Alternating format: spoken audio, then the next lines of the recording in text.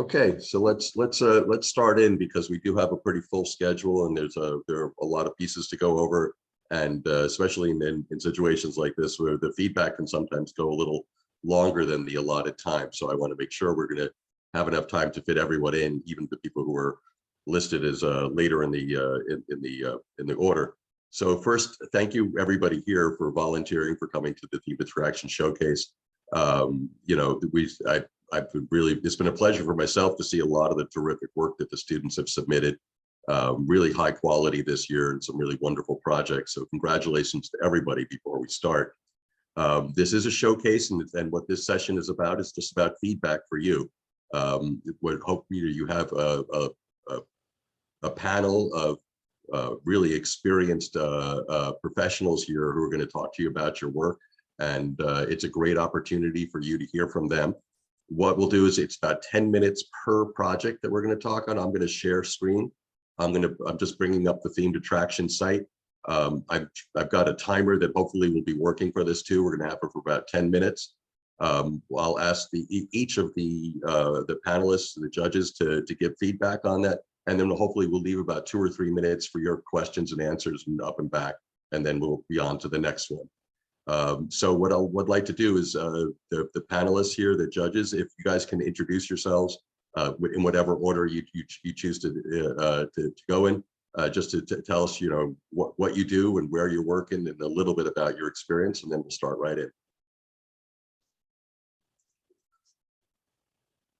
And I'll pick on you first, John, because you're muted. Thanks, but I got that mute button. Yeah, I'm John Polk. I'm a senior vice president at Technifex. We're a special effects and other technical solution provider company. We do quite a bit of stuff. I've been in the water and special effects industry for a long time. I was at Imagineering for a decade. Had the opportunity to work with MK there. And I eventually ran the special effects group at Walt Disney Imagineering. So I had the benefit of seeing a lot of different projects and a lot of different technologies, but over the years, as many new and exciting technologies as I see, I stay in the water world. So that's kind of my little niche in the industry. So things like World of Color and all the Disney Castle shows and Tokyo Disney Sea. That's my space, and integrating other technologies with water, and I also get to work with awesome people like Jason McManus. So yeah, that's me. That's what I do. So that's a good transition for Jason to do an introduction. Yeah, so I'm Jason McManus. I'm a principal and senior creative at Thinkwell Group. My background, I've been doing this for a little over 20 years now, 22 years, I guess I should say. And my background, I kind of have a split. I started in animation and came into the theme park world, and I was one of those where theme parks is something I've always wanted to do since I was a kid, and just kind of followed that path. But my role, I started at Disney and kind of evolved. I worked through a lot of different companies, saw a lot of different working styles, did a lot of different types of projects, eventually landed at Thinkwell, where I get to work on a variety of things, from theme parks to cruise ships to directing big nighttime spectaculars. So kind of a lot of range within the different types of things we do. So it's cool to kind of look at what we're working on right now, where the industry is, and look at some of the projects that students are doing, and look at where the industry is headed, and where that thought process is going. So I'm really looking forward to the dialogue today. Terrific. And we have 2 more panelists here. Either of you want to pipe in? Go on, I'll go. My name is Pete. I'm the CEO at Conductr. My background, I suppose, has been fusing creative development and technology. So I started in as a creative director for Merlin Entertainment, looking after global theme parks, Legoland parks, and some of the midway attractions like Madame Tussauds, the Eye brands, etc. And then I spent 6 years with Holidays. Holidays are known for doing some of the more technology-driven attractions in the industry. So think about some of the boundary pushing things at Universal. We were very heavily involved in that, but also things like the Lego Factory Adventure Ride, which uses the AI to turn you into a minifigure, and SeaWorld parks as well. We were quite heavily involved in. I since left there. I've set up my own company called Conductr. I'm really kind of pushing the boundaries even further still. So I'm going to be kind of really excited to talk about the technological parts of these creative packages and how they might work. And yeah, very excited and privileged to be part of this team. Paitoon, you're the last one there. Go ahead. Hi, everybody. Thank you for having me. I'm Paitoon Ratan. I'm a senior creative director for a group called ITEC Entertainment, which is now a part of TED company. We do theme park. We do all kind of attraction design. And my background is in industrial design, and then get to work on Walt Disney feature animation, and then transition into a theme park and do a lot of work for Walt Disney Entertainment, Universal Creative, and folks like that. I have been with ITEC for about 9 years, and I've done various different type of projects, from theme entertainment to real estate mixed-use development here for the past 9 years. Happy to be here. Terrific, and thank you. You guys can see that there's some really amazing talent and experience in this panel here. We're also joined by the amazing MK Haley and Nate Naverson as well. So MK spent many years in Imagineering and is now at UT Austin, right? And Nate, of course, is the person who was one of the people from Themed Attraction who really made all of this happen. So I'm going to share screen right now, and hopefully this all works well. Okay, can you guys see that? I can, yes. Can you guys see the screen? Yep, I can see it. All right. I don't know, can you see the timer as well? No. Well, okay, so I'm not going to use the timer because I can't figure out how to get that going there. But that's the but I will put the timer on my phone and it'll bing, and I'll give you guys a little heads up when we get to about 9 minutes or so. Okay, so this is the first project here. Do we have the student here for the Free the Heaven Spider? Yes, I'm here. I'm Barrow. Okay, terrific. So I'll let the judges start in and give some feedback about this project. I think there's a video, and I think I'm going to scroll through it with the sound off too while we're talking.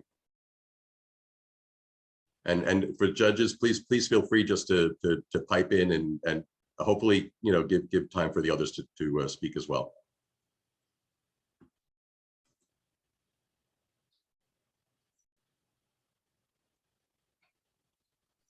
Always the case of who's going to go first, so I'll take a shot. Yeah, I really enjoyed this. I think it's so interesting to see how experiential and entertainment's moving into the retail space. It's growing and growing every year, and this is, I think, is an example that just to go down this route of being your focus, it just extends that concept. I really like the kind of central feature of the spider and the way you've kind of used that story and expanded it out to kind of multi-station experience. I thought it was quite thoughtful in the use of the kind of the old tale and how you kind of brought that to life.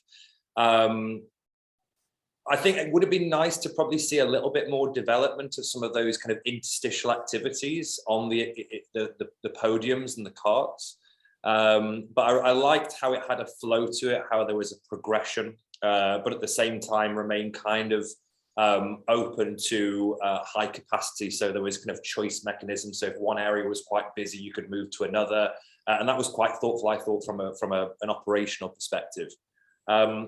Again, I knew I was going to talk about technology. One of the comments I made was at the very end, when you kind of take that photograph and you smile, that's great, but could be achieved quite simply. I think there's some cool technologies available now where we can use emotional analysis so that if you were to smile, or the amount you smile, or the kind of the level of happiness that you give off could then kind of radiate and could present itself through audio, or could present itself through visuals as well before it takes that photograph. So creating that really nice crescendo, and that's relatively simple to do now with some of the plugins. But like I say, overall, I thought it was well considered and also quite well presented, just in terms of the layout and the visualizations.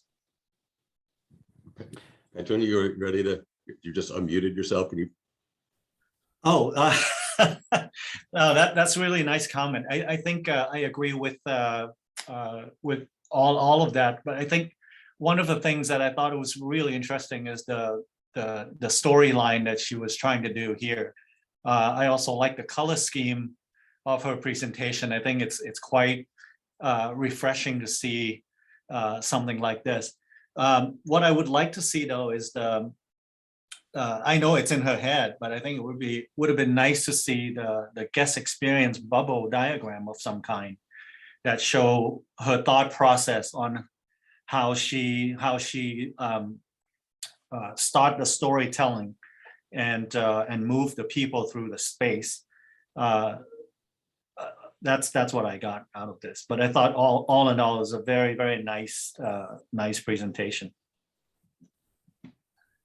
Yeah, I'm going to echo some of the comments that the other two have said.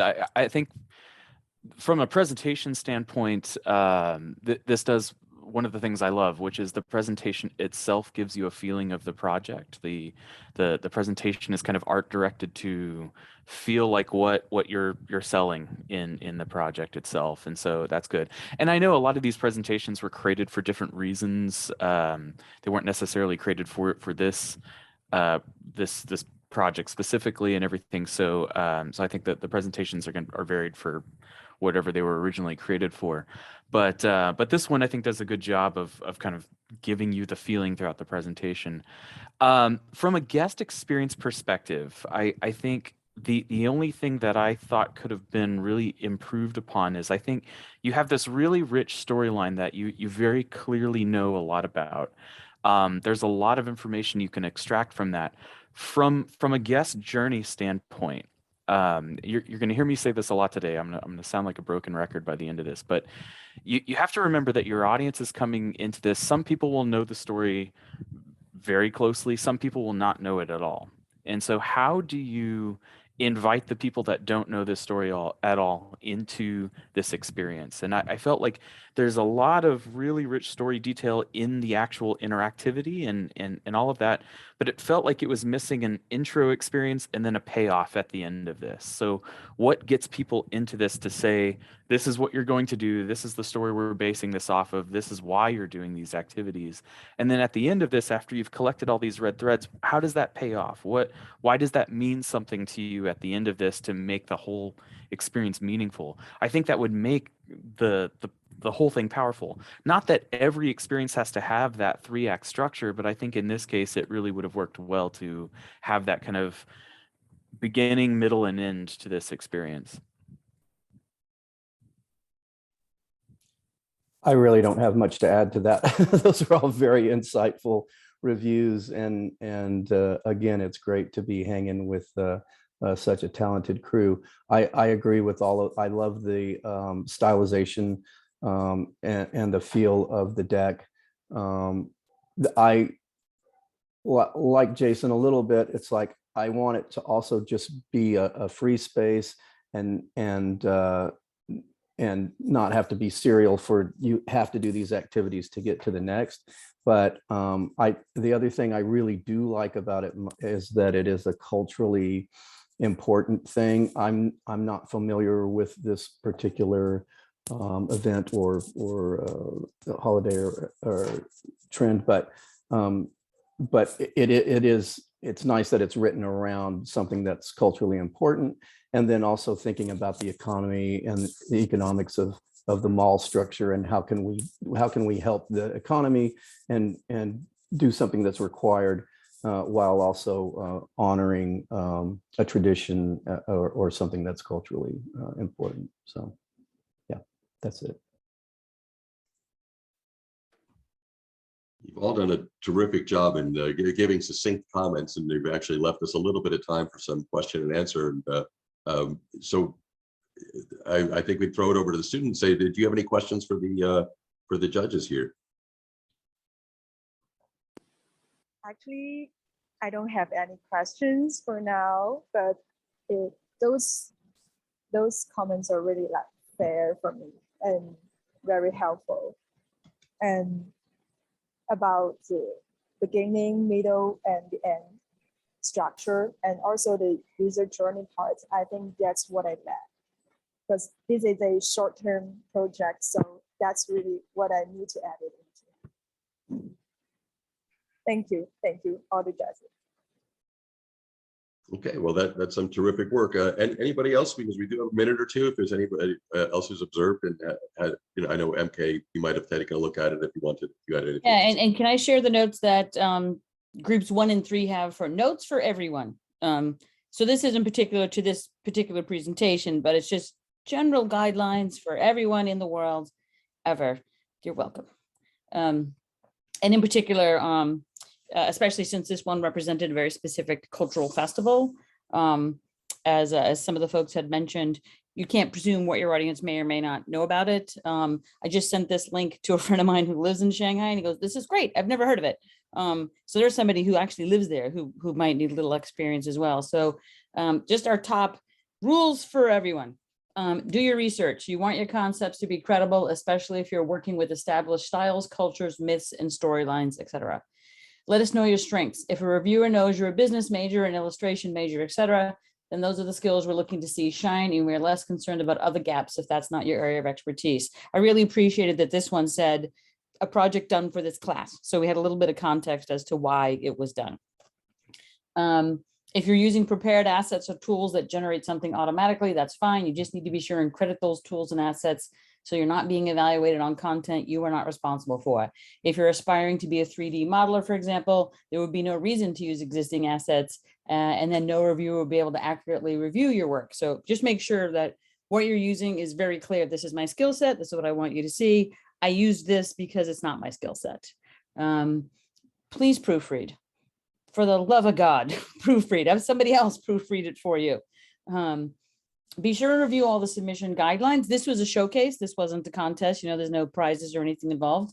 But in general, if we can't see your assets, if we have to click a thing and require permission, for the most part, you might not even get reviewed. And if it is a competition that has deadlines or money involved, it may not be possible to review you at all. So just make sure that you review whatever submission guidelines are for anything, whether it's a job application or a competition that you want to submit to. Feel free to follow up with all the mentors, everybody here who has volunteered to review projects from this and the other 2 groups are quite eager to help students. So track us down, link us in, email us. And then also for those of you who are thinking about operational and sort of business things, and if that's not your bailiwick, there are some great resources out there. Ask Buzz is a great little tool. Put it in the chat here. To plug some high level concepts into, and it'll throw you back some realistic figures. Now, it's thrilling to see the students who are, you know, illustration majors caring about business and operations needs, even if that's not your universe. Buzz can give you a little bit of help to give you some realistic guidelines on what those might be. Thus concludes notes for all the people. Thank you. That makes it just about 10 minutes. You heard the little buzzer go off there. The next project is the United Nations Sustainable Development Goals experience. And say, is that how I pronounce your name? Sai or Say?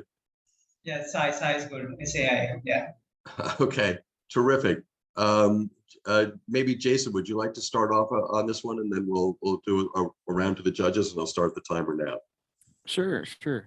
Yeah, so reading through this, I thought it was an interesting format for the presentation because this is really written as a script for a presentation about a presentation. So I thought it was an interesting format to kind of understand what is being presented in here. But I actually really liked the idea behind this. I would say, though, that there was a distinction that was made inside of this between what themed entertainment does for the purposes of entertainment and what is done for this. And almost like it was like, we're not going to do entertainment. We're going to do this educational thing. And I think over, the last 30 years of themed entertainment, that bridge has been built between museums, educational institutions, theme parks, all of that, because we're all storytellers, and what all storytellers have in common is we want the viewer, the audience, to care about the story we're telling, right? So I think in this aspect, I looked at this and it's, you said the commonalities between themed entertainment and this type of a project is that you're using theming and story living. I think the real commonality is that you're using the idea of how to make this experience fun. You're talking about international diplomacy to kids, right? How do you make that fun? How do you make that pay off? How do you get them to understand not only just the ramifications of that, but how cool it can be and how fun it could be, and bring that entertainment aspect into this to really make that pay off. I think that's yes, putting them in an immersive environment, putting them into situations and using theming and things to make it feel more real is an important thing. But I think I wouldn't discount the fun aspect in this and not make so much of a distinction between entertainment and education here. I think those two things can coexist. Again, that's what museums try to do every single day. So I think that was kind of my biggest comment looking at this. Thanks, Paul.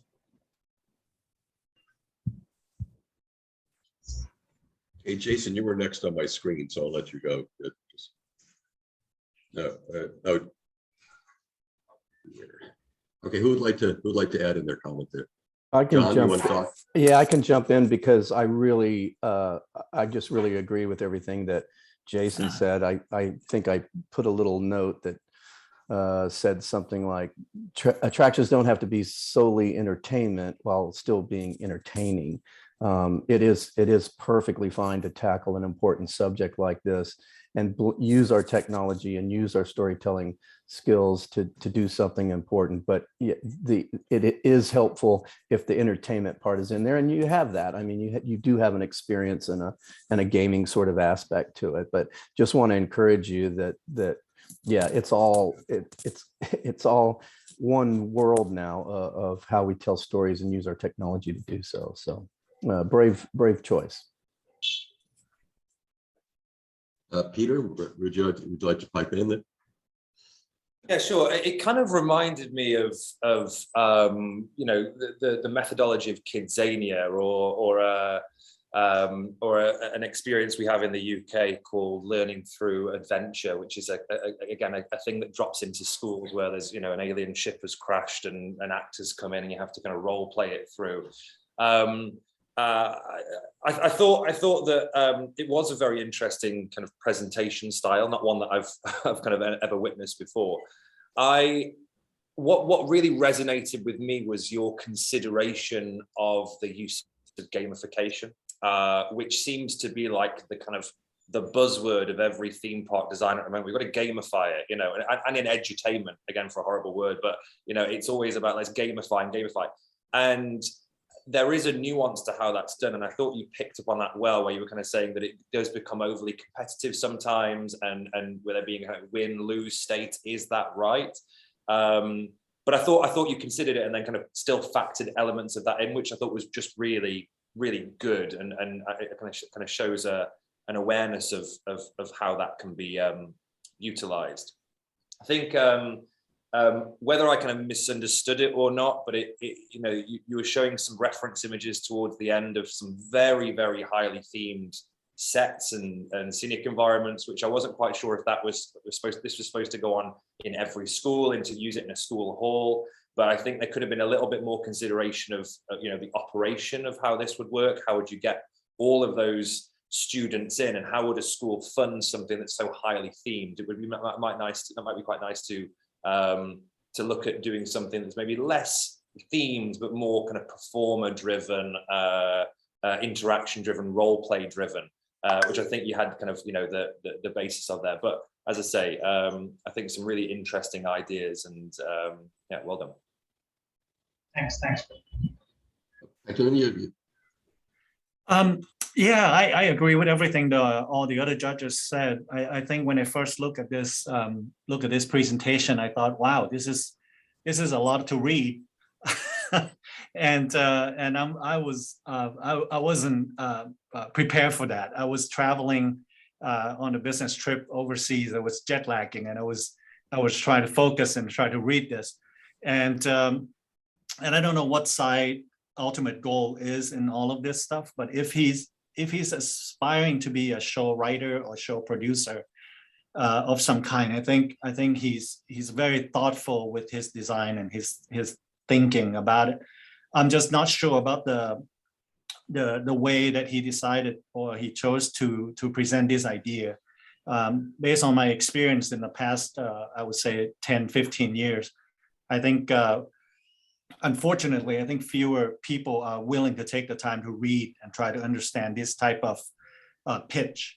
I think if I kept thinking about when I was looking at this, I thought it would be really cool if you can turn this into some kind of a media, some kind of an acting discussion or showing the conversation that you have with some image or some video clips that will support the storyline. You can probably do this under a couple minutes in the whole thing. And this way you can get the real decision makers in the business world to actually pay attention versus reading a 6 minutes or 7 minutes narrative. People like us will read it. People like all the judges in this Zoom will read this stuff, will take the time to try to understand it. But unfortunately, a lot of times the decision makers and the people with the funds to support this kind of projects will not have the patience or the time to try to understand this. You know what I mean? Sure. Sai, do you have some questions for the judges? Yeah, this one. So thanks so much. Means a lot, and thank you, Nate. My one question from my end is, I have this keen interest to use, what all we do and this entire industry's work in a way directed towards social innovation, social impact, those kinds of things. So I was just thinking and I want to build a career in that. So I was thinking, what would be how do I pitch my ideas? Should I use tools from the trade which people have already been using, but put the end goal in a different way? How do I communicate that? It should not get is that a keen balance I have to follow? Just some random thoughts and I'll pick my threads. Thanks. Could you possibly repeat the last part of your question? I didn't fully understand. Yeah, I was saying, just throw some thoughts on what would be a good approach, and I will do some thinking on that, rather than a well-directed, crafted answer on this should be that. Yeah. Well, for me, okay, so let me go back and say, this is my favorite kind of project right now, actually, because I think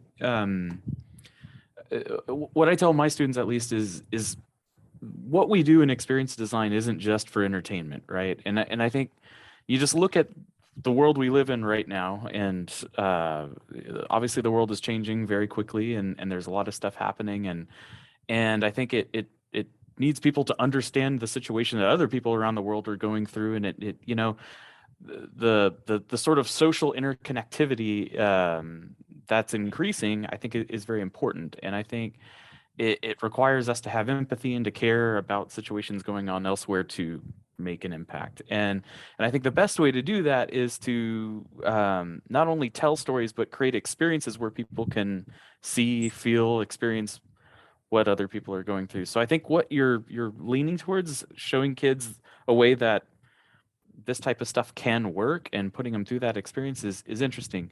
How to present that, I think you don't shy away from the fact that you're creating something that is fun, exciting. Again, what we were kind of saying earlier, it's still entertaining and fun and everything, but at the end of the day, you care about it because you've experienced it and everything. So I think that's sort of the foundation of your presentation is how do you you do a lot of detail on the nuts and bolts of the experience, but really setting up how do you get people to experience it and care about it. I think that's that's really what the pitch is about, you know. And then once you've kind of set that foundation, then all the information matters a lot more. Yeah, I think you're more on track than you might realize. Mhm. At Walt Disney Imagineering, we spent 3 years working with the United Nations, and we had this chart that you have on page 2, the 1 through 17 goals. That was Yeah, on my office for years. Franz Wow. Johansson was a consultant with us as well. And there are some things that we said no thanks, right? They said, can the Walt Disney help us handle sexual assault? And we're like, nope. That's not where we have subject matter expertise. But some of the others, particularly in regards to education and environmental stuff, experience with museum design, things we do at Animal Kingdom and Epcot are very appropriate. It wasn't a project that we talked about out loud, right? It was a nonprofit thing that we did, but this is the sort of project. This is exactly the sort of project that we do in this industry. And it's nice to see you thinking along those lines. You're going to, all of us have to communicate to 100 different people, finance people, creative people, boards of directors, city councils. So there's lots of ways to communicate your ideas, and it's just a matter of parsing your presentation. There's also some good references. There's no business that's not show business. This is a good book on how every experience, whether it's a plumbing company or a theme park, needs to tell stories to sell your idea. And then also The Experience Economy is a great book on how to use experience, interaction, fun, gamification for whatever the heck you want to do. Yeah. Terrific. We've hit our 10 minutes. If there's a quick thought, that's fine. Just one quick one. Sorry, I know we're short on time. So just one thing to look up. I'm going to plug a Storyland Studios project. Storyland did the Poverty Encounter. I think that's a great project to look into. It's where entertainment-based principles were used to talk about a social project. So it's something you should look up. Absolutely. Thanks so much, people, and thanks, Nate. Thanks so much. Bye. Okay, I think Amy's here, and Paitoon, I'll let you start because you were the last person for the last one, so we'll do a reverse order for the comments here. La Morgue. Well, this one definitely woke me up when I was jet lagging overseas. I thought it was quite well done in terms of presentation and the stylistic. I actually intrigued by it, by the whole thing. Nicely rendered models. I think if that's what you want to do, I think you have a future in this business for sure. I thought the whole thing was well thought out. I really enjoyed it. I don't have much to say. Again, I would love to see the guest experience bubble diagram just to get a big overview idea of what the storyline is and how you think this whole thing through, each of the experience, why this one come first. Like Jason said earlier, there's 3 parts of all this stuff, right? The beginning, middle, and the end. But I thought you did a really nice job. Terrific. So we'll let Peter, then John, then Jason. Yeah, I mean, I love this. Absolutely love it. It's right up my street. When I was working with Merlin, one of my main jobs was looking after all the horror attractions. So it's very much kind of in my forte. And we spent a huge amount of time doing exactly what you set out to do, which is changing the vibe of how a horror attraction works. We allowed touching in the UK, so people could be grabbed and maneuvered and moved around in those haunts. We did do solo attractions as well, and we spoke about putting people on gurneys.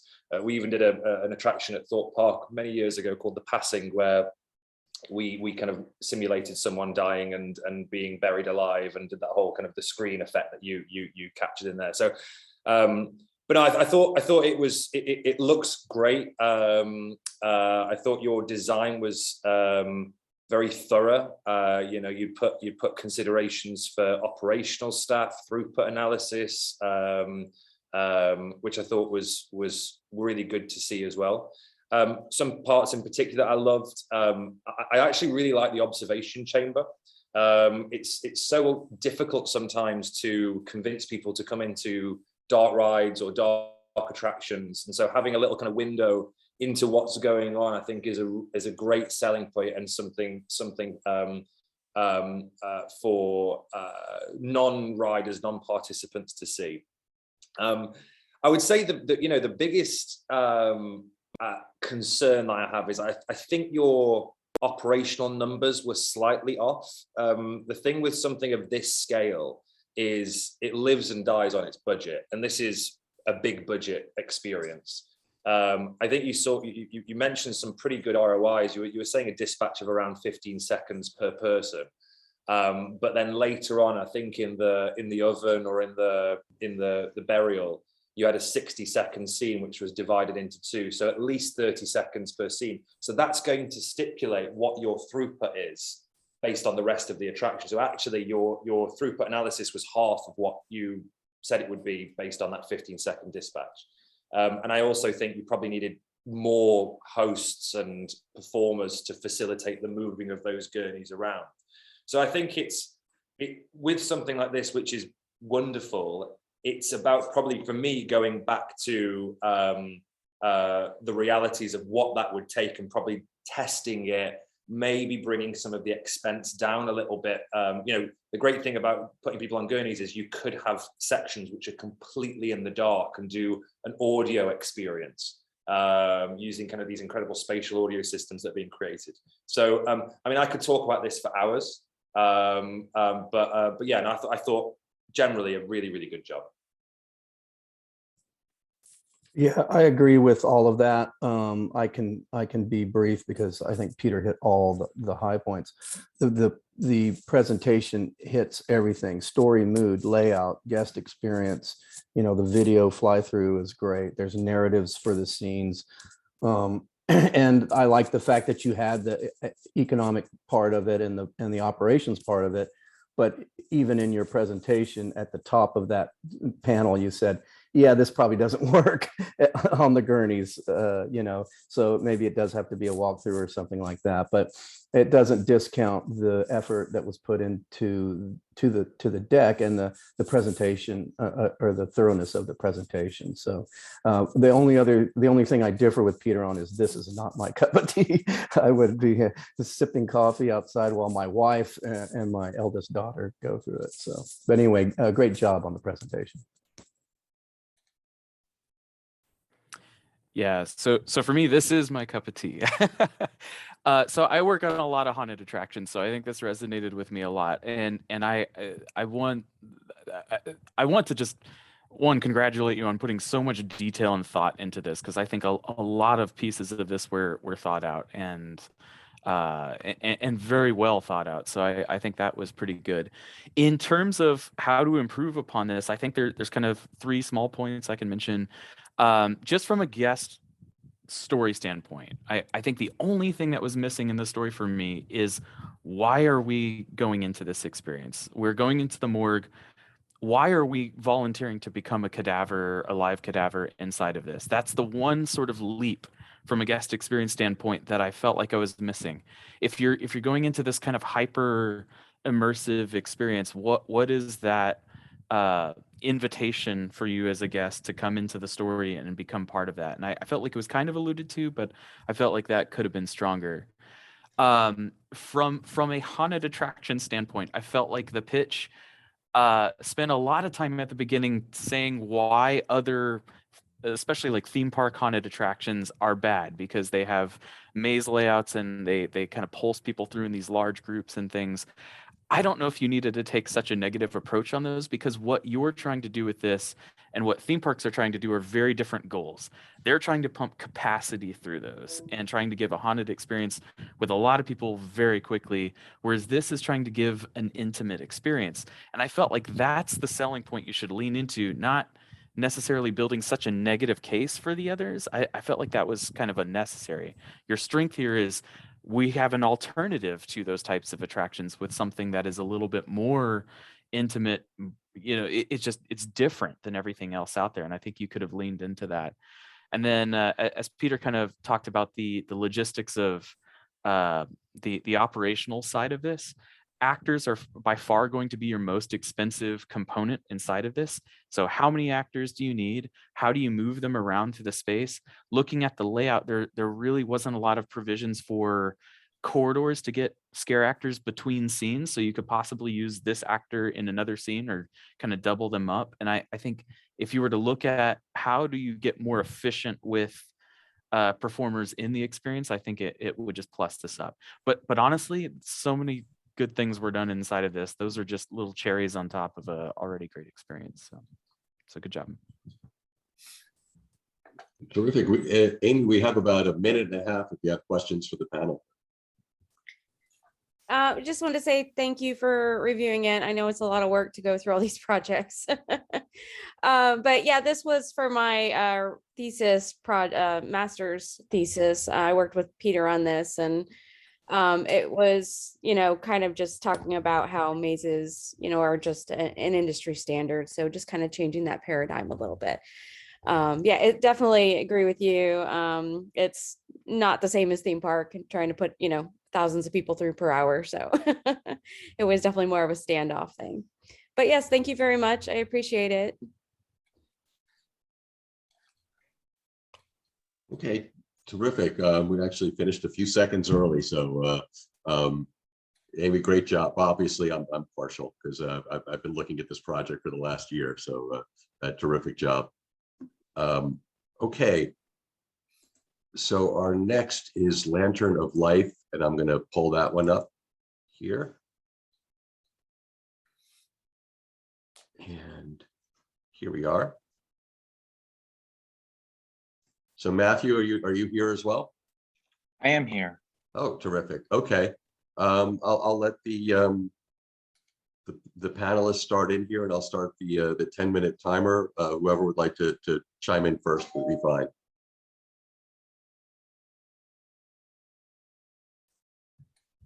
Peter, how about you? I'll go for it.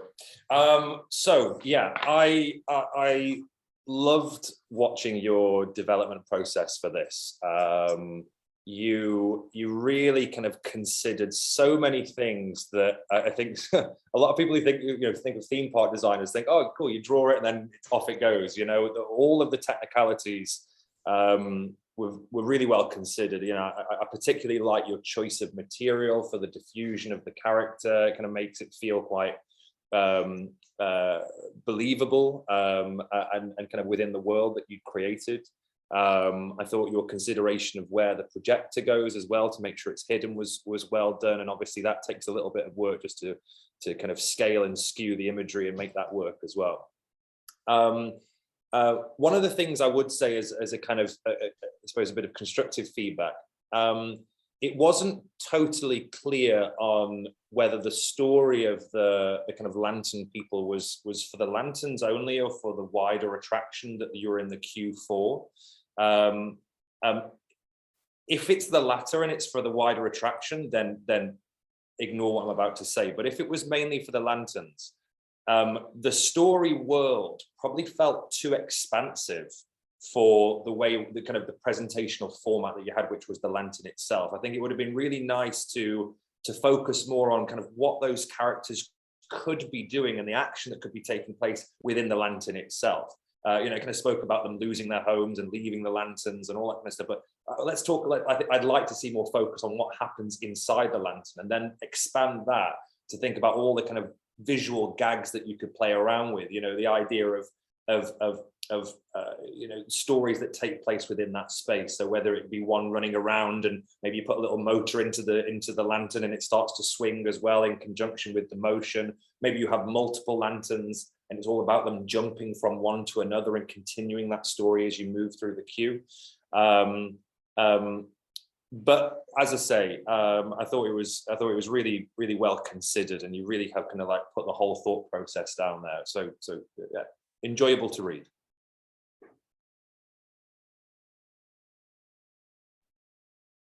Well, I'll just follow Peter again because he does such a great job. And Paitoon, you'll be happy to see the narrative story map that was in this one. But I geeked out on the technology I have to admit that the backstory and stuff, I said, great. And then I started thinking, how do I use this? Where do I use this? Because, that's what I do in my world. And I did think, again, there was great thought as to how it could be used, and the true technology of how to produce it and put it into the story space. But I definitely think, in my mind, it has applications elsewhere. And even though it's similar to some other technologies, I really, the aesthetic of it and the way it worked, and I love the little hand sketches that we're seeing right now. That's how I work on things like this. I have an iPad and I do these really rough sketches, and then smart people take those and turn them into things. So anyway, I like the process map here that we're looking at now. So good job.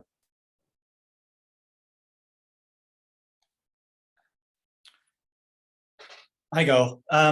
Matthew, congratulations. I think I was geeking out looking at your stuff.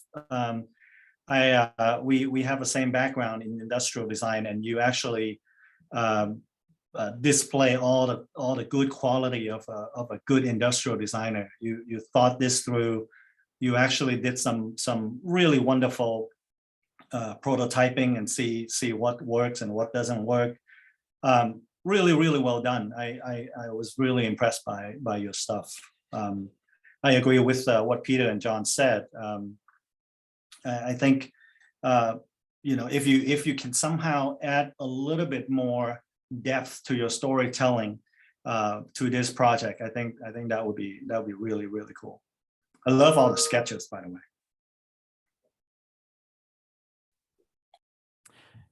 Yeah, for me, I think you did something which I love is you took something that utilizes technology to make it happen, yet you pulled it away from that technology to where it's about the experience of seeing it, experiencing it, and it's something that put into context, if this were to go into kind of a larger themed area or something, and you controlled the lighting, sound, all of that, this could be a really beautiful, intimate little experience. And I thought that was great. I think you kind of have two different paths that you can expand on with this in terms of storytelling, right? Because I noticed in the sort of installation that you put this in, when you displayed this, you had kind of a board talking about what this was about.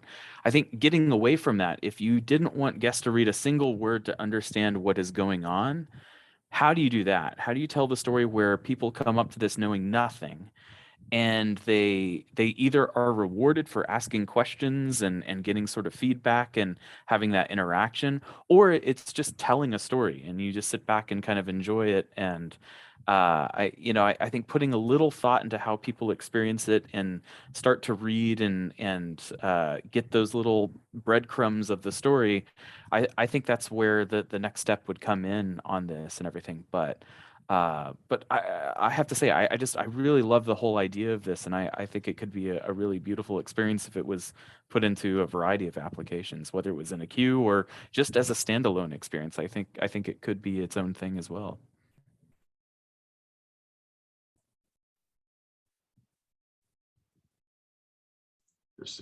So we do have a few minutes. So Matt, Matthew, if you had a couple of questions for the panel, or if anybody else wanted to chime in, we do have a couple of minutes for that. Well, thank you so much for your thoughts. I really appreciate it. Yeah, this project basically was lighting for a purpose, and so I really wanted to showcase, using light to help tell a story and integrating that, and eventually using that to create an illusion too in the same time. So some of my question would be, you talked about story development. Do you have any resources or things you would suggest to learn more about that, or try to integrate that more? Yeah, Margaret Carrison just released a pretty great book. Let me send you a link here on storytelling in dimensional immersive spaces. I'm going to the Amazon. I appreciated how many industry professionals you touch base with. Do you have any aha moments you can share with the group on why that was valuable and how it may have helped steer your project? Yeah, so basically, we had some industry professionals at Georgia Tech come in and talk with us from more of a product design perspective, but I wanted to also understand what lighting design was in the themed entertainment industry. And so I really wanted to reach out and get to know others and understand how lighting design is utilized in themed entertainment. And so there were multiple people I talked to. I think one aha moment was realizing how important lighting was and taking more of a look now into like why the lights were placed where they were and like the colors. And there's a lot of the psychological side of lighting was something I really was surprised here. Sorry about the background. Currently somewhere, so sorry about if you hear things. But I was really impressed by like, the placement and like the color and how it was integrated, and it made me have a more of appreciation for lighting, and I really appreciated hearing other industry professionals' thoughts because there's so much that goes into it. And so yeah, that was kind of a little more of an aha and some things I really got out from listening and talking to other industry professionals. And thank you too for sharing the book as well. I'm gonna look into that more. Yeah, and that was me making that noise. I was looking for a video for you. Joe Falzetta, who's a pretty amazing lighting designer, just gave a lecture on the impact of show lighting and themed entertainment. So I put that link in there as well. Yeah, thank you so much, was MK. his opening sequence was that groovy music. Matthew, you might also want to look up the book called Story. If I remember the author correctly, it's by Robert McKay. It's a great book. It's a big book, but it's a great book. It's talking about the story structure and all that good stuff. So that look into that too. Absolutely. Thank you so much. I'll put it on my list of books to want to read it for the industry. So thank you. We are right on time there. We have 5 seconds left, so I'm gonna cut us off at that point. But we're up to our next project, and I thought I saw Kira sign on. So you're here. Yeah, I'm here. Okay, terrific. So who would like to start from our panel here? John, how about you? I can go. I really liked. There was a few aspects of this that I really enjoyed. I thought it was interesting to take a real existing attraction and choose it and say this is we're going to do a rehab on this. You know, I think it's a little novel where everybody else would be thinking blue sky and you know, white sheet of paper, and to take an existing attraction that can then be revamped and rehabbed. I really like that aspect of it. I also like there's you know, this kind of aspirational feel about, you know, the finale when everything grows and you know, it's like aspirational for the future. You know, we work together as a community and we can make great things happen. So those two aspects really stood out to me on this, and I think it was well put out. The sequence of the attraction was clear. I think it was a good job on this project. Yeah, so I'm a huge fan of Dollywood, so this was an interesting project to see because I know that area very well. I think when you're doing a refresh or when you're rethinking a portion of an existing park specifically, you have to kind of think like a band when they're making an album. It's like, look at the rest of the park and how does this complement the overall composition of the entire park? And I think I wish I saw a little bit more about how is this the right idea to complement the other experiences that exist within the park. It's okay if it's a standalone thing too, but I mean, I think that's just another thought exercise that could have helped this. I honestly thought the storyline for this and for taking the floating house attraction and applying this storyline to it was a really original take on this. I think that like the big win for me on this one was just how much of a kind of a risk the story was for this, and I think it paid off. It's actually a really well thought out story from beginning to end. The only thing that you just have to be careful of is again, you're telling a completely original story. Again, how do guests come in and read the details very quickly without any sort of words or dialogue? How do they care about the characters in this? So the history, the sort of the kind of grandma backstory that was set up for this, how do they care about that? And then how does it pay off when you leave this? You know, what, again, you know, as we talked with the first project, that beginning, middle, and end, telling that very quickly to where everyone can understand it, and why does it matter to guests? I think that's where you can probably build on this a little bit. But honestly, I love this story. I mean, it kind of fits my taste. I would personally love to go do this, but I thought it was really cool.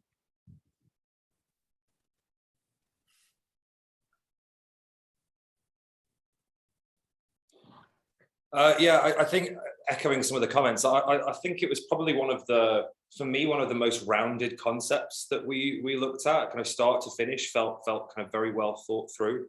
I love the utilization of a flat ride and bringing that into a more immersive setting. You know, often we default down to dark rides, but taking that hardware and immersing it in narrative like you have, I thought was really nice.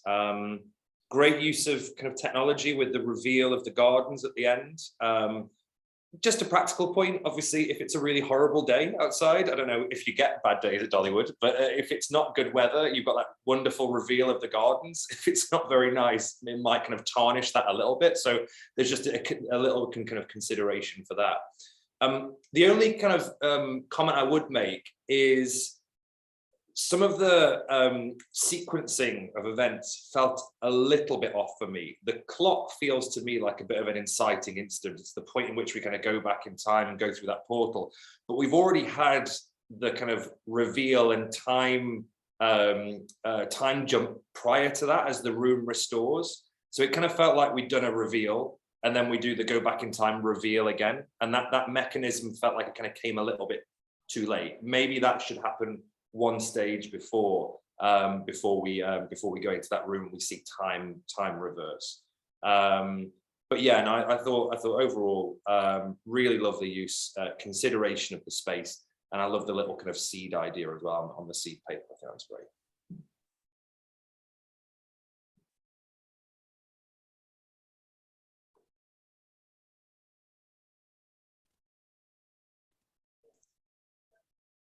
I think we have one more judge to hear from here. Oh, I think it's me. Yeah.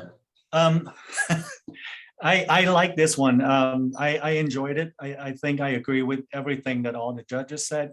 If I would add one thing to this presentation is just when you get into the, when you show the projection or the screen, I think in the presentation, you probably could have used maybe one or two more panels that show a really, really vibrant scene of Rocky Mountain, Smoky Mountain in that sequence, and really punch up the color, really showing that the whole world is become very, very colorful and all that.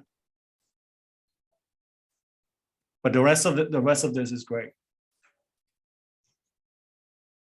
So Kira, do you have any questions for the panel too? Thank you so much. Feedback's great. I don't think I have any specific questions. Definitely a lot of stuff you brought up is definitely a lot of the challenges that I struggled with trying to develop the story and trying to figure out how to get things along quickly and how to make it all sort of make sense.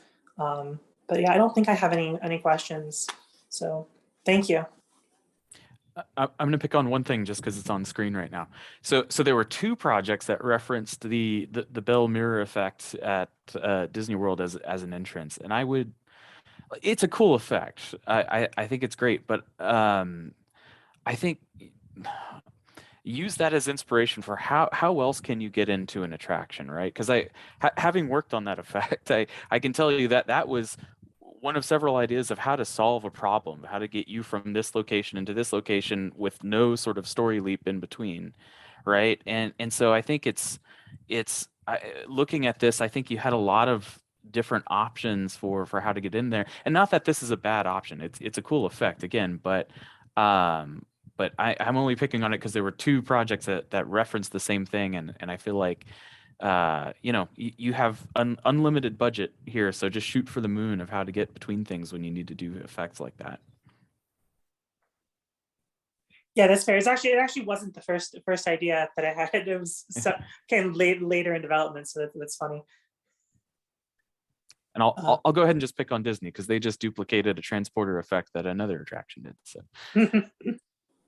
Another note for all y'all, I live in Texas now, I can say that.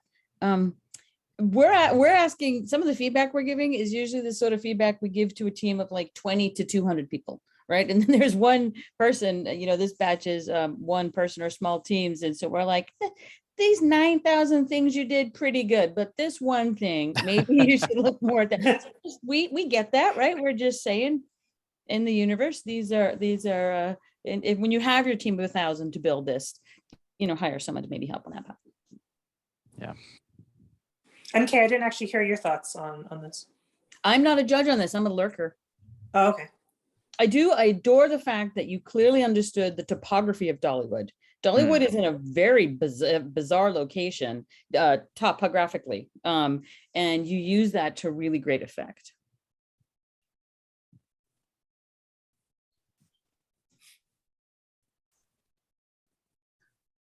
All right. Well, thank you all so much. Thank you. You guys are being wonderful about time, so I congratulate the judges there too. So here's our next project. Matthew, are you here? Yeah. Yep, I'm here. Terrific. And any judges want to pop in first, or I'll pick one of you. But Paitoon, I noticed you're not muted, so what you want to? Well, this is great. Congratulations. I loved it. It kept my interest. It made me want to click through this. Very well thought out.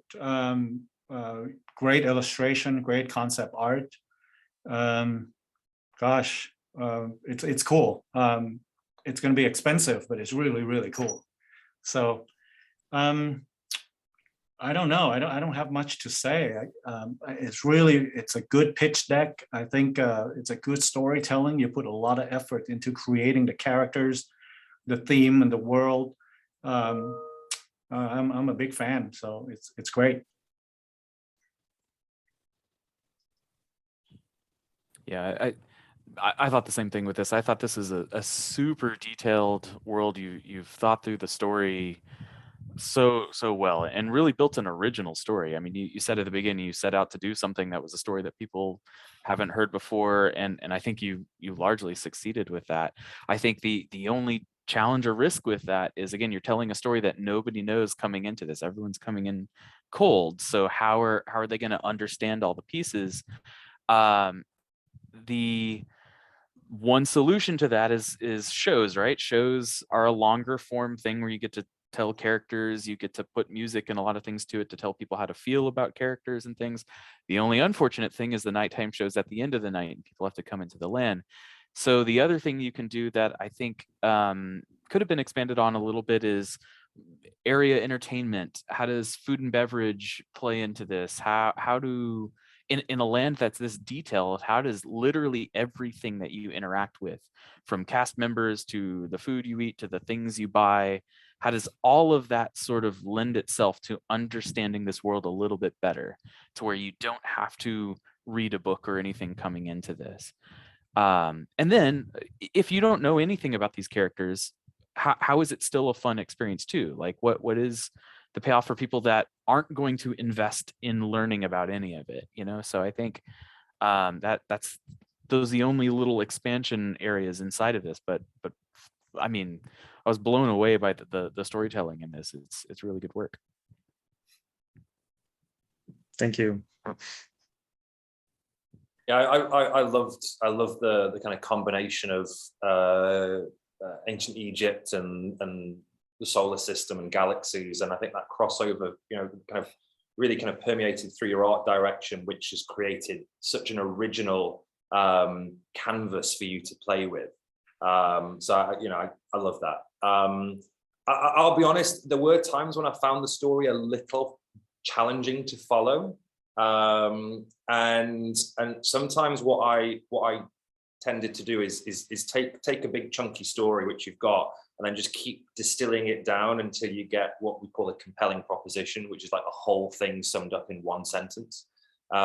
It's really, really useful, in my opinion, to kind of retell the story for that theme park audience who doesn't really invest in looking at those kind of visual storytelling angles, and it brings them in and makes sure that you focus on the core narrative. But that is really me picking on an otherwise wonderful concept. No doubt. This is a very, very well thought out and complete package here. One of the things I liked a lot was, even though the model is really well developed and you use the model in fly through and other things, there's also key art that a model can't express, right? The key art really helps give some of the emotion and the feel to it. When you're like me, focused on the pretty things and not reading the backstory as deeply as I am, trying to absorb the whole thing. Like Jason said, I love the nighttime spectacular and the icon and the use of it, not only as a bold architectural statement in the land, but also as that icon for the nighttime spectacular, which, like Jason said, yeah, you'll get the whole story. Now we have the ability to really lay out some narrative and introduce the characters and develop them more. So yeah, all I can say is bravo. Great job. Very thorough. If Matthew, if I may add to what Jason touched on, I think it's really, really important. One of the things that I think missing from this deck is some areas of retails and F&B and things like that in this attraction. When you look at this whole thing is a full-on immersive experience, and it would be nice to see some of your thinking that turn into a theme restaurants or retail restaurants and things like that. Look like you have plenty of room there. So just kind of put them all in there, because this attraction is going to have to pay for all this stuff. It would be great to show some of that stuff. Character development, plush, consumer products. I think that would be cool.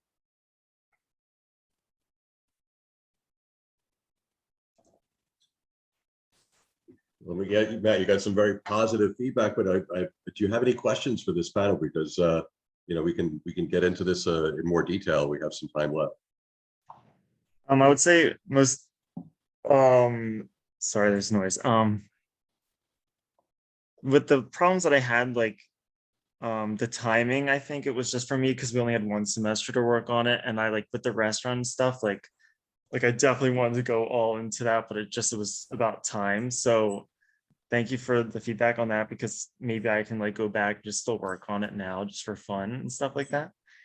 A question that I have is I am a concept artist, but I was trying to do 3D modeling to make myself more valuable. But to get in the industry, do you have any advice on how to, I don't know, what 3D programs to work on more, or just concept art wise, something like that? I mean, I think it depends, because I mean, obviously, you have some concept artists in the industry who are very specialized at doing very particular things. Some only work on certain types of genres. Others are more well-rounded. They like to model things up, and I mean, everything. A lot of people start with a Maya or a Rhino model or SketchUp model. Even we'll put it into Lumion and get textures and lighting in it, or V-Ray or anything to render it up, and then paint over that. Mm-hmm. But I mean, I'd say whatever works for you. Just get to something that you feel makes a good end product, and I think most companies are willing to respect whatever way people like to work, as long as the output aligns with what companies want to see. Thank you. Yeah, I agree with that. There's not one industry standard per se. You know, I work with Thinkwell on projects, and they're working in this space and we're working in this other space, and we all just meld them together. Everybody has their tool of choice. You know the standard ones, but yeah, the main thing is getting the right product out at the end, and geeky guys can make it all work together. You know, I got guys, and they just go, oh, we'll convert it to this and drop it in as that or whatever. So yeah, the only short thing I'll add, I know we're getting short on time, is just finding a range of what we call like more like photoreal type stuff, where you drop photo people and everything into a rendering, and getting more into sort of a painterly illustrative style. As a concept artist, having that range, I think is becoming more and more important over time. But other than that, I mean, I think whatever works for you and whatever style is great. Thank you so much. Thank you for all your feedback. Check out Blender too, Matthew. Yes. A lot of concept artists today are using Blender just to get the quick ideas down. I just downloaded that, so hopefully I can get started on it. It's great. Thank you all. Okay, great job. We're right on time, which is terrific. So this is our next project here. And is this a student here? Yes, I'm here. Oh, terrific. Who would like to, any of the judges want to pipe in first, or should I pick one of you? Jason. Okay, so on this one, I struggled a little bit because I think the overall conceit is good. I think the idea of what's going on was set up well. I just wish there was more connection to the locations you're going to. I felt like there was a bigger, why are we going to Da Vinci's lab? Why are we going to these locations, and are they all interconnected in a way that makes kind of bigger context to this thing?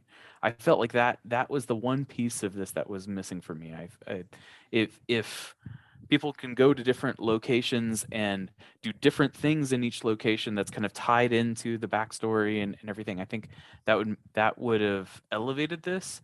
The overall experience is fun. I think taking the idea of an escape room and breaking it up into a larger attraction, that's a really cool nut to try to crack. I just think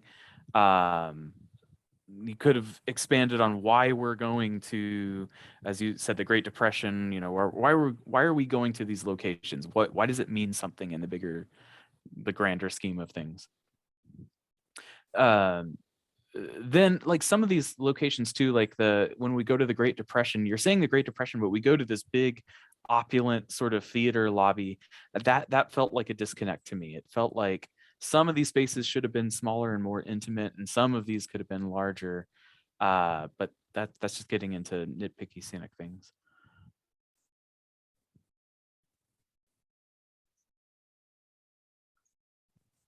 I'll go. Yeah, so I was caught up with the eye candy. I want to go to these places. I think they're all significant and they're beautifully designed. But I like Jason, I'm not tracking why we're going to these different locations as much. And I'm also curious about the technology. I haven't done escape rooms, and I know people are really into them. And so taking that popularity of the escape and turning it into attraction, like Jason says, is a great idea. But I do think, in the economics of it and the throughput and the THRC, as it were, could get a little challenging, especially when you have physical pieces that you're working with and trying to get those back together.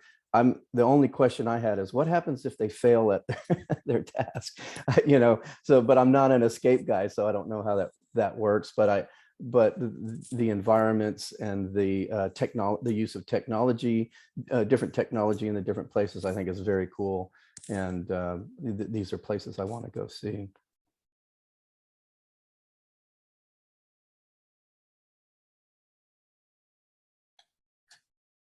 I go. I would have loved to see some kind of a mood board of this whole entire sequence. You know, it would be nice to see how you almost like a storyboard where you show the different mood and tones of the arrival, pre-show, and go into all this wonderful scenes. And I also would love to see you know, some kind of a style, the setup, you know, the room. I know you try to do the concept art, but it would be nice to see, you know, some kind of like an essence sheets of characters of what each of this room, you know, what you're thinking. Using model is great, but it would be nice to show the essence colors and schemes and things like that help support the key art and the computer model. But I enjoyed it. I thought it's a very interesting, very interesting concept for the escape room. Yeah, I thought you visualized it really well. I think there's some good renders, obviously kind of 3D models, etc. I think just echoing what some of the other judges have said, why are we going to some of these places? There's technology now that could allow us to maybe make it a bit more multivariant, using common environments, but using a bit of digital media overlay to change where you are. And again, I'm going to go back to the operation of it a little bit. Escape rooms are notoriously low capacity, and hence why they tend to have kind of very low budgets and remain in quite a small footprint. I think it'd be really interesting just to kind of you know, sketch out your thoughts on how this would work from a capacity perspective versus the level of investment that this seems to kind of sprawl over. It's big spaces, opulent sets, but probably, you know, 6-8 people every hour. Maybe operationally you could kind of stagger that a little bit, but how that might work with all of these rooms would be really interesting, because then you kind of start to understand some of the challenges that these escape rooms, or even putting escape room type adventures into larger scale theme parks that we are often facing, because they are kind of useful tools to kind of further engagement and take people on these adventures.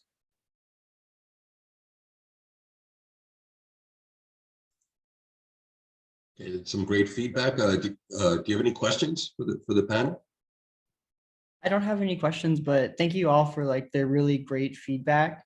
Like the focus of this project for me was just the concept art, and I guess the story came after, which is like completely opposite of what you're supposed to do, and I'm aware of that. But I really wanted to create some really stunning sort of concept art using SketchUp and V-Ray and Procreate, Photoshop, all that fun stuff. And this is, you know, the aftermath of what happened that quarter. I only spent about 10 weeks doing it for school, and yeah, no, I really appreciate everything that you guys said, and that's something I'm really going to consider for future projects.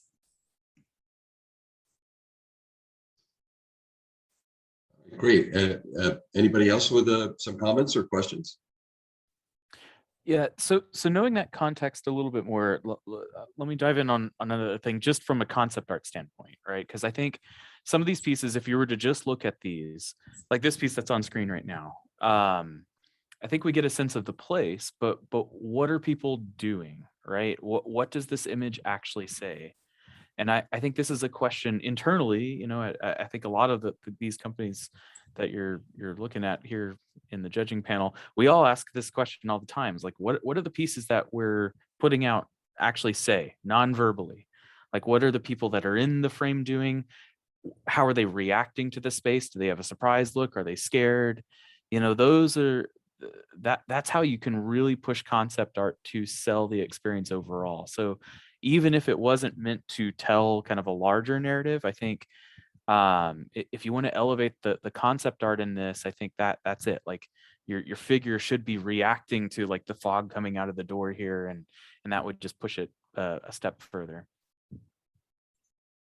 Thank you.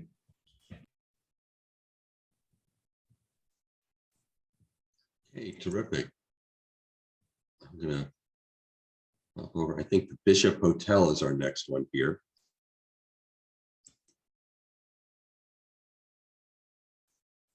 Kristen, are you here?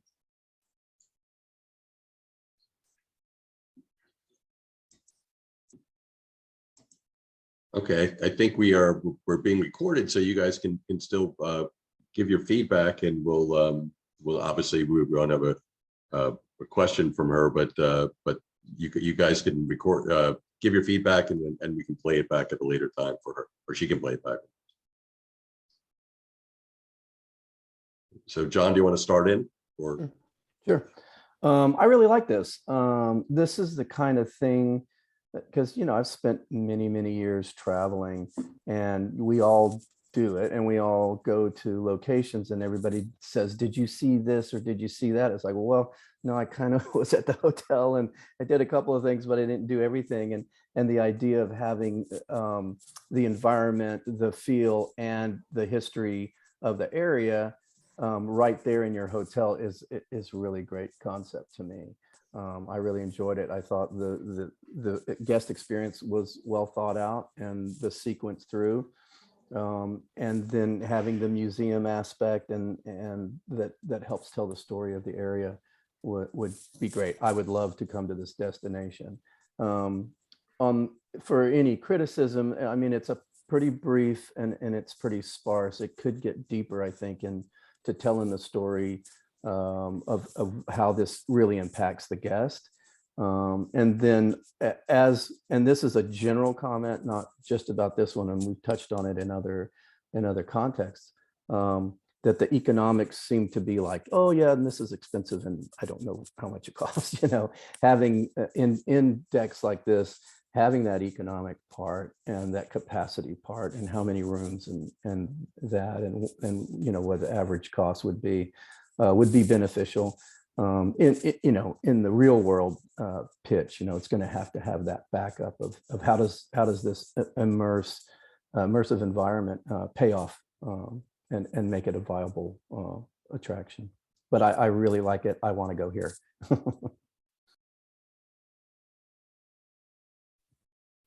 Yeah, I really liked the whole background and design of the hotel. It's very beautifully designed, and I think the idea of kind of bringing Salem into the hotel, all of that was really successful. So I think we're already starting on a good foundation for this. Okay, so I'm going to comment on this as if I were reviewing this in our company.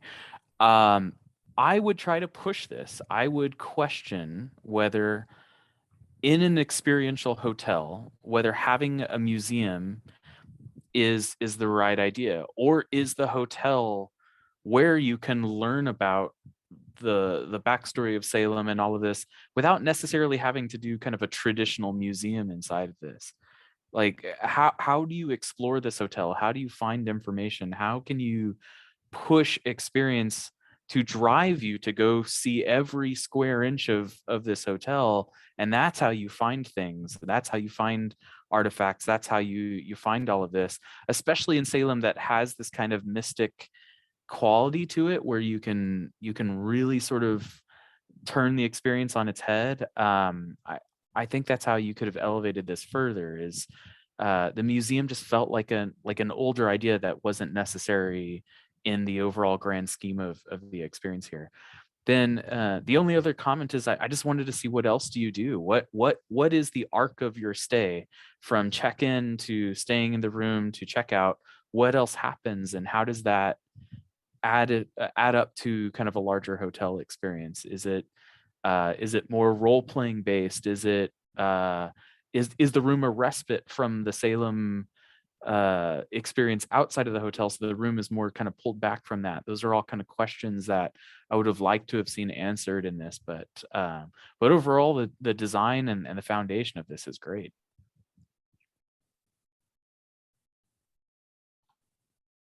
I think I love the interior design of the bedrooms. I think the kind of the black woods, which kind of echoes the styling of the buildings throughout Salem, is lovely. It feels hyper stylized. It feels modern, chic.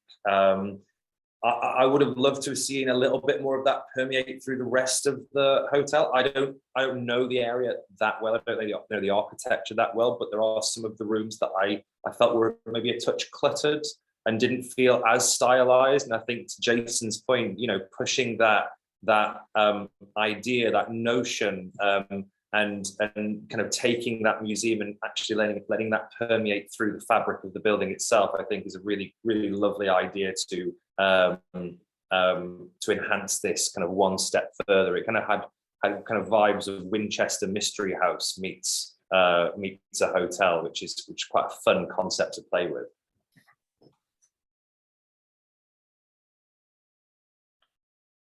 I would have loved to see the character essence of this. Maybe if you have like a page or two that show the hardscape, softscape of what the architecture, the characteristic of the architecture and the furnitures and color schemes and things like that, that would be really helpful to me. You know, it would be nice to see, here's the idea of the lobby, this is the type of architecture of this lobby, and then gradually moving up to the bedrooms and the bathroom. I think in between those renderings that you have, having those pages might help communicate the idea, the big idea of how this whole thing works. And that's my only comment to add to all the other judges' comment. As a Massachusettsian, I can vouch for this part of Salem being god awful. It would really benefit from something like this. It's really, there's very little history there, and it's such rich history, not just the Salem witch trials, but a lot of other important colonial American history went on here. And it's really devolved into a pretty well-themed strip mall of mysticism and gypsies and witches with green powder and stuff. And so having something like this that sort of is very respectful of the history, I appreciate that. It would be sort of like, you know how like malls have end caps, this would be an end cap to sort of help enliven and explain the stuff around it. I really appreciate that she put in some pictures of foliage around it. It's a beautiful part of the country, particularly in the fall and the winter, that section of town, again, doesn't do a great job at. So hopefully this is the foundation for a complete revitalization project in Salem, Massachusetts. Okay, anybody else? I also know Salem well. It's a little bit of a interesting kind of an incongruity to the existing architecture of colonial and federalist that is in the historic district of Salem. I'm not exactly sure where this would be placed, but yeah, this is a nice, the architectural renderings here are a nice mishmash of House of the Seven Gables, some of the traditional colonial cottages. It's a beautiful homage to a lot of the stuff that's there mashed up together. a little bit of a mashup. Yep. Okay. Nicolette, are you here? I don't think she is. I don't see her on the list. All right. So we'll use this for recording so she can play it back and get the your feedback as well. And this is our last entry, I think. So who would like to start?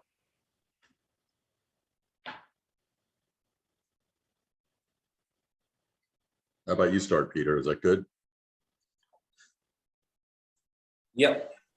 No, so I think the idea of putting an interactive retail space at the end of a scare attraction is quite novel. It is for UK or at least European-based attractions. US guys, I'm not sure if you have this in the kind of the same exit through the gift shop.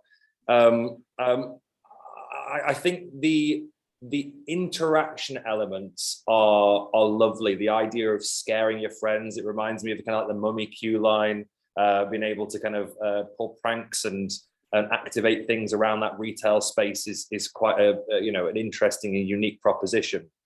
I think what would have been good for me is actually seeing a little bit more of the cause and effect of those things. I mean, it's a nice idea, but at the moment we kind of just have where the buttons are, where the kind of payoffs are, but actually what happens? How does that happen? Is 3 enough? Could it be developed further? So I think for me it's a lovely idea, but I'd love to see through some of the kind of concept art or maybe the narrative a little bit more of that kind of cause and effect and how that might be managed.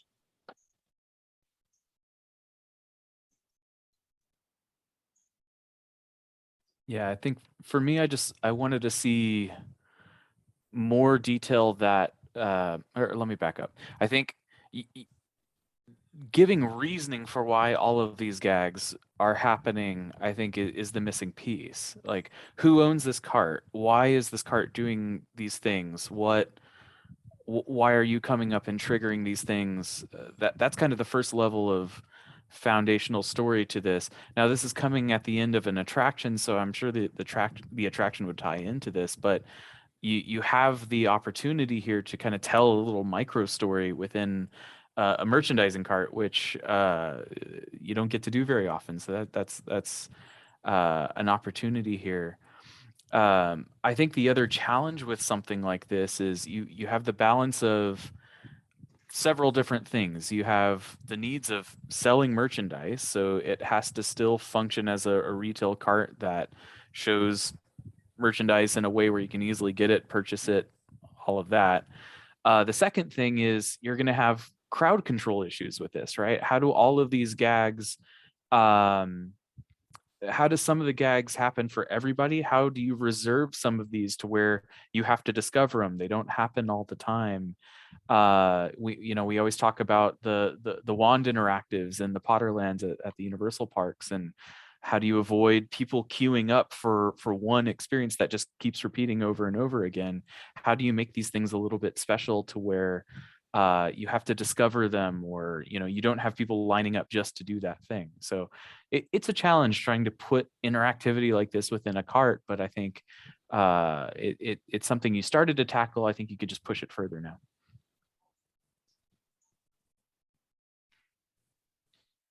Yeah, I'm on the same page. I like the overall concept. I like the kind of aesthetic. It could have gone a little deeper. There was one kind of mood panel here that we could get deeper into how this thing is themed and what it does. And it was the guest flow was addressed, but as Jason said, then how do you control that, and how do how does the retail experience mirror the throughput of the guest for whatever the attraction is before it? And I did dig deeper, looking for the backstory and to learn more about who's this cart and what is. And there was a very detailed backstory about witches and stuff, and it was very scary. I don't know if you guys all found that. It was a very scary story, but I mean, that's why we're here, right? This is obviously associated with a haunt. But I did think, having that kind of pop-up sort of a thing that could be utilized in a different area, different time, set up and tear down was nice. And I like that there was interactivity, but as the others say, I think explaining that a little bit more and how that works and why that works. We're all about stories, and the why is really important. But yeah, thank you. My comment is purely on the presentation. I think all the judges touch on a really important point already. But I noticed that a lot of these dark horror, scary theme, on the concept art, you guys painted black or dark or really moody color, and I don't think it's always the case. In this particular case, I think you look at your concept art and it's very muddy. I rather showcase that kiosk and really make it really interesting, make it really, it's okay to put colors on some of these things. It's okay to put some bright color in some of these elements just to showcase what you're trying to sell. I would show a lot of sketches, a lot more sketches of how some of these gags work. I would put merchandise in the kiosk because right now it looked pretty empty. Just a little things like that you're using your kiosk to tell the rest of the story, right? Let's just say that we don't read it at all. By looking at this illustration, we should be able to tell what's happening, what's going on. Adding people to show the scale, having people interacting in your kiosks, like what Jason said in the previous project, is really important. It will give you the sense of scales. It's give you a sense of space. So those are the kind of things that I think as you move forward in your career, pay attention to those. Again, I don't think it needs to be that dark all the time. You know, when you do Haunted Mansion or when you do any kind of scary ride, it's not necessary just moody dark tones all over the place.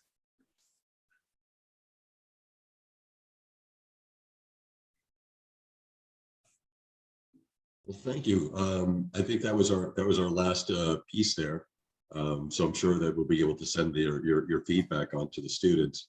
Want to thank the panel for your sharing your time, your expertise, and I know it's a big task to look at this much work and gather your thoughts and give it feedback and take the time out of your day on your vacations as well as the case may be to work with these students. So thank you for that.